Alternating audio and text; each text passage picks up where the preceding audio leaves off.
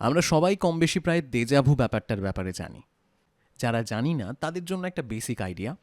আপনার মাঝে মাঝে হয়তো মনে হয় আপনি হয়তো রাস্তায় দাঁড়িয়ে কারোর সাথে কথা বলছেন বা কোথাও যাচ্ছেন বা নতুন কোনো জায়গায় গেছেন। আপনার হঠাৎ করে মনে হয় যে আমি এই জায়গাতে আগেও এসেছি।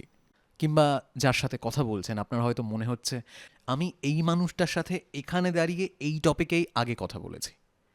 এই ব্যাপারগুলো নিয়ে ঘাঁটতে শুরু করলে অনেক দূর পর্যন্ত যাওয়া যায়। তবে আজ আমরা সেই ব্যাপারে যাব না। এই বিষয়ে হয়তো আমরা অন্য কোনো ভিডিওতে কথা বলবো, অন্য কোনো এপিসোডে। এপিসোড বলতে মনে পড়লো, আমরা কিন্তু আমাদের এই ইউটিউব চ্যানেলে অন্য রকম ভিডিও আপলোড করে থাকি। আপনারা দেখেছেন হয়তো, আমরা শুধুমাত্র গল্প শোনাই না, এই গল্পের পাশাপাশি আমি দুটো মাত্র ভিডিও করেছি যেখানে আমি একদম আনপ্ল্যান্ড দুখানা ভিডিও, যেখানে জীবন নিয়ে কথা হয়েছে, কিশোর কুমারকে নিয়ে কথা হয়েছে, উত্তম কুমারকে নিয়ে কথা হয়েছে। আমি শিওর আপনারা অনেকেই দেখেছেন। যদি এখনও না দেখে থাকেন একবার দেখবেন এবং দেখে জানাবেন কেমন লাগলো। যাই হোক, কথা বলছিলাম দেজাভু নিয়ে, তবে আজ আমরা কথা বলবো স্বপ্ন নিয়ে। আপনি রাতের বেলা কোনো স্বপ্ন দেখলেন এবং সেই স্বপ্নটা পরের দিন বা আগামী কয়েকদিনের মধ্যেই আপনার সাথে ঘটল। ঠিক স্বপ্নে যা যা হয়েছে একেবারেই সেম জিনিস। শুধু তাই নয়, এমন কোনো স্বপ্ন যে স্বপ্নে আপনি আপনার কাছের মানুষকে দেখছেন, তার কোনো অসুস্থতা দেখছেন বা এমন কোনো সিচুয়েশন আপনি দেখছেন যেটা বেশ স্ট্রেসফুল, আর সত্যি সত্যি ঠিক একই জিনিস হচ্ছে, তাহলে কিন্তু ব্যাপারটা বেশ চাপের। আজ আমি আপনাদের সাথে ঠিক এই রকমই একজনের অভিজ্ঞতা শেয়ার করব। যিনি আজকে অভিজ্ঞতা শেয়ার করেছেন তিনি কিন্তু নিজের জীবনের অনেকগুলো অভিজ্ঞতা একসাথে পাঠিয়েছেন এই স্বপ্ন নিয়ে, এবং ঠিক কি কি ঘটনা ঘটেছিল আমি সেটা আপনাদের পড়ে শোনাচ্ছি। কে তিনি, কোথায় থাকেন, কি হয়েছিল, আমরা সব কিছু শুনব আজকের অভিজ্ঞতায়।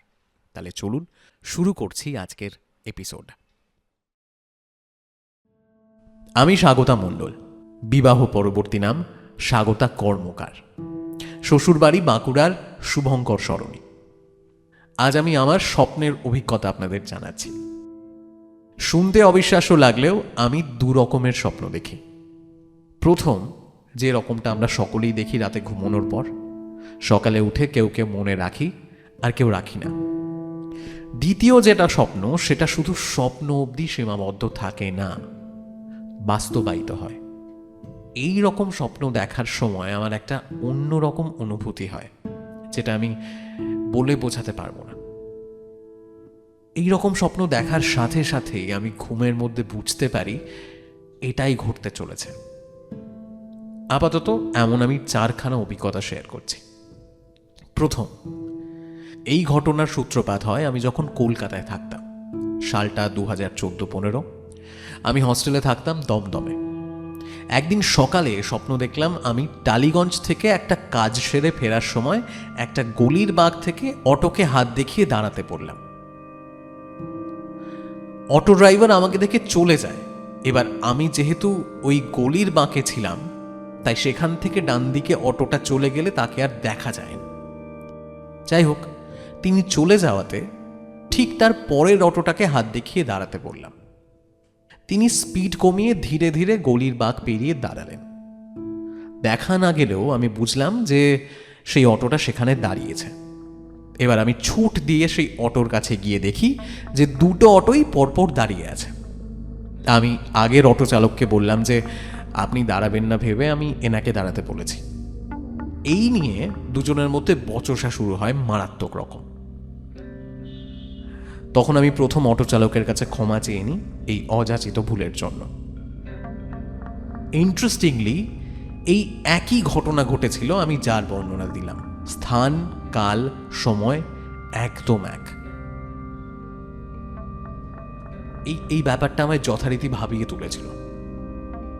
এবার দ্বিতীয় ঘটনায় আসি। তখনও আমার বিয়ে হয়নি। একদিন রাতে স্বপ্ন দেখলাম যে মায়ের ক্ষতি হতে চলেছে।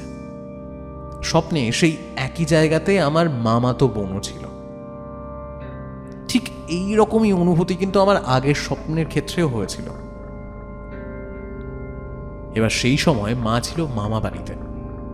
আমি সকালে ঘুম থেকে উঠেই কোনো মতে ব্রাশ করে রেডি হলাম মামা বাড়ি যাব বলে। আর তখন বাবা আমায় দেখে বলল যে কিরে এত সকাল সকাল কোথায় যাবি? আমি বাবাকে সব বললাম। বাবা একটু অবিশ্বাস্য সুরে বলল যে দেখ, আমার মনে হয় এটা মনের ভ্রম, চিন্তার কিছু নেই, তাও যেতে চাইছিস যখন যা ঘুরে আয়। যাই হোক, সেদিনটা গিয়ে আমার পরের দিনই ফেরার কথা। সেদিন ভালোই কাটলো সব কিছু, এবং পরের দিন ফিরবো শুনে মা বলল যে থেকে যা, তেমন তো আসা হয় না তোর মামা বাড়িতে। আমিও এক প্রকার মামা বাড়িতে থাকার লোভ সামলাতে পারলাম না। ঠিক সেদিনই রাত 8টার সময় মা বলল শরীরটা খুব খারাপ লাগছে। আমি আর মাকে গিয়ে বললাম যে তুমি টেনশন করো না, গিয়ে খেয়ে নাও, কারণ মায়ের এমনিতেই হাই প্রেশারের সমস্যা। আর মায়ের যখন প্রেশার বাড়ে 200 না উঠলে বোঝা যায় না যে মায়ের হাই প্রেশার হয়েছে, কারণ খুব একটা মা রিয়্যাক্ট করতো না হাই প্রেশারে। তাই প্রেশার বাড়তে পারে ভেবেই মাকে বললাম ঘুমিয়ে পড়তে। এরপর রাত 2টো মায়ের শরীর আরো খারাপ হতে শুরু করলো। চিন্তার বিষয় এই যে মামাবাড়ি গ্রামে হওয়ায় এমনি যোগাযোগের ব্যবস্থা ভালো হলেও ভালো ডাক্তার পাওয়া মুশকিল। এদিকে মায়ের শরীরের অবস্থার অবনতি হতে দেখে আমি সেই মুহূর্তে একমাত্র সম্বল একজন বৃদ্ধ ডাক্তারের কাছে মাকে নিয়ে গেলাম। অনেক ডাকার পর তিনি বাইরে আসলে আমরা জানলাম যে তিনি নিজেই অসুস্থ, এবং মায়ের অবস্থা দেখে তিনি বললেন যে এখনই তাকে নিয়ে বাঁকুড়া যেতে হবে। এবার এত রাতে বাঁকুড়া যাওয়ার পক্ষে গাড়ি পাওয়াও বেশ মুশকিল। মা আমাকে বলল যে আমায় বাড়ি নিয়ে চল, মানে বেলিয়াতোড়ে, যেটা আমার বাপের বাড়ি। আমি সাথে সাথে আমার বাবার বাড়ির পাশে পাড়ার এক চেনা আমাদের গাড়ি চালক ভাই আছে, তাকে ঘুম থেকে উঠিয়ে আসতে বললাম। ও জানতো আমাদের মামা বাড়ি কোথায়, কারণ কোথাও গেলে আমরা ওকে নিয়েই যেতাম। যাই হোক, বাড়িতেও সব ঠিকঠাক জানালাম। ভোর রাত্রে মাকে নিয়ে আমরা বেলিয়াতোড় হসপিটালে ভর্তি করলাম। তখন প্রেশার ওই 210/100 বা 120, আমার ঠিক নিচেরটা মনে নেই। ডাক্তারবাবু বললেন যে আর একটু দেরি হলে আবারও স্ট্রোক হতে পারত, কারণ মায়ের আগেও স্ট্রোক হয়েছিল। যাই হোক, বাবাকে পরে মনে করাতে বাবা বিশ্বাস করতে বাধ্য হলেও আমার ভয় কাটাতে বলল যে এটা কাকতালীয়, পরের বার এরকম হলে তুই সকালেই লিখে রাখবি আর আমি পরে মেলাবো। 3 নম্বর ঘটনা, আমি খুব ছোট করে বলছি, না হলে অনেকটা বড় হয়ে যাচ্ছে। একবার দেখলাম বাঁকুড়া থেকে সম্ভবত মুকুটমণিপুরের দিকে যাওয়ার সময় বাস অ্যাক্সিডেন্ট। এই রকম একটা স্বপ্ন দেখে আমি ঘেমে নিয়ে একাকার অবস্থা। আমি ঘুম থেকে উঠে সেই স্বপ্নটা লিখে রাখি, কারণ সেদিনও ওই একই অনুভূতি হয়েছিল। আর সেদিনই ওই একই রুটে বাঁকুড়া থেকে বাস যাওয়ার পথে সেই বাসের অ্যাক্সিডেন্ট হয়। বাবা সব দেখে শুনে বলল অবিশ্বাস্য। এর পরের ঘটনা একটু অন্য রকমের। আমার বাবা মারা যাওয়ার পরের ঘটনা। বাবা আমার জন্মদিনের ঠিক 1 সপ্তাহ আগে অপারেশন চলাকালীন মারা যান, 2021 সাল। তারপর থেকে আমি বাবাকে হামেশাই স্বপ্নে আসতে দেখতাম, কখনো একাই, কখনো দিদা বা ঠাকুমার সাথে। তবে বাবা যাদের সাথেই আসতো তারা কিন্তু মৃত। একদিন বাবাকে স্বপ্নে দেখলাম পাড়ার এক কাকুর সাথে। আমি মাঝে মাঝে ওনাকে গলি দিয়ে হেঁটে যেতে দেখেছি, তাই চিনতাম। তবে আমার ভাবনার মধ্যে থাকার মতো কেউই না তিনি। যাই হোক, ওনাকে স্বপ্নে বাবার সাথে দেখে আমি সকালে উঠে মাকে সব জানালাম। মা উত্তরে জানালো যে ওই পাড়ার সেই কাকুও মারা গেছেন। এরপরে আরো একটা ঘটনা আছে। আমার ছোট বোনের সন্তান হয়। সবাই খুব এক্সাইটেড, কারণ আমাদের বাড়ির সব থেকে ছোট হলেও সে তার শ্বশুর বাড়ির বড় বৌমা। এবার বেবি হওয়ার 1 সপ্তাহ আগে বাবা আমায় স্বপ্নে বলল যে পুচুর মেয়ে হবে। আবারও সেই একই অনুভূতি। আমি বোনকে ফোন করে ঠিক একই কথাই বললাম যে তোর মেয়ে হবে। আর এখন সে এক কন্যা সন্তানের মা, নাম তিতি। একদম রিসেন্ট আরো একটা ঘটনা হয়েছে, আজ সকালের ঘটনা। আজ সকাল মানে উনি যেদিন অভিজ্ঞতার লিখে পাঠিয়েছেন সেই দিনের ঘটনা। সকালবেলা খুব বাজে স্বপ্ন দেখে ঘুম ভেঙে যায়, এবং একটু স্বাভাবিক হয়ে আমি আমার হাজব্যান্ডকে বললাম যে আজ কারোর বিপদ আছে। ও জিজ্ঞেস করলো পরিবারের কারো। আমি বললাম না, কারণ স্বপ্নে যে ঘটনা দেখেছি সেটা এই রকম যে কোনো এক পরিবারের লোকজন একজনকে কোলে করে নিয়ে যাচ্ছে, আর সেটা দেখে আমার বর মাথায় হাত দিয়ে বসেছিল আর আমি তাকে আশ্বস্ত করছিলাম, কিন্তু খুব একটা দুঃখ অনুভব করিনি স্বপ্নে। আর সেটা থেকেই অনুমান করেছিলাম যে নিজের পরিবারের নয়, তবে খারাপ খবর আসবে। যাই হোক, একটু আগেই একটা কল এলো, আর কথা শুনেই বুঝলাম যে কারো বিপদ হয়েছে।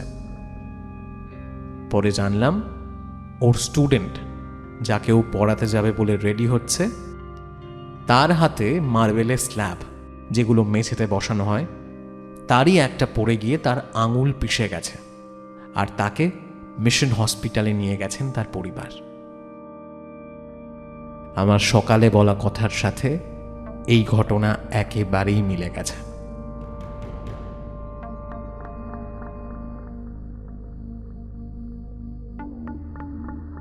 স্বাগতার সাথে এই যে এতগুলো অভিজ্ঞতা ঘটেছে, ব্যাপারটা খানিকটা এইরকম হয়ে গেছে, মানে স্বাগতা এখন এই পুরো ব্যাপারটায় অভ্যস্ত। মানে খানিকটা এইরকম যে তিনি যখন স্বপ্ন দেখছেন, তিনি ঠিকই অনুভব করতে পারছেন যে কি হতে চলেছে। এই পুরো ব্যাপারটা যতটা না ভয়ের, তার চেয়ে বেশি অদ্ভুত। স্বাগতার আরও বেশ কয়েকখানা অভিজ্ঞতা রয়েছে এবং তার মধ্যে বেশ কিছু ভৌতিক অভিজ্ঞতাও রয়েছে। আমি সেই সমস্ত অভিজ্ঞতা অন্য কোনো এপিসোডে আপনাদের শোনাবো। আশা করি স্বাগতার এই অভিজ্ঞতাগুলো আপনাদের ভালো লেগেছে। নিজেদের ফিডব্যাক অবশ্যই আমাদের সাথে শেয়ার করুন, এবং যদি আপনারও কোনো এক্সপিরিয়েন্স থাকে, আপনি কিন্তু জানেন কিভাবে শেয়ার করতে হবে। It's very simple. আপনাকে লিখতে হবে অথবা রেকর্ড করতে হবে, তারপর সেটা পাঠাতে হবে আমাদের ফেসবুক পেজে অথবা আমাদের ইমেল অ্যাড্রেসে। আমাদের মেল আইডি storywithjoe@gmail.com। আজকের মতো আড্ডা আমরা এখানেই শেষ করছি। সবাই প্লিজ নিজের খেয়াল রাখুন। ধন্যবাদ।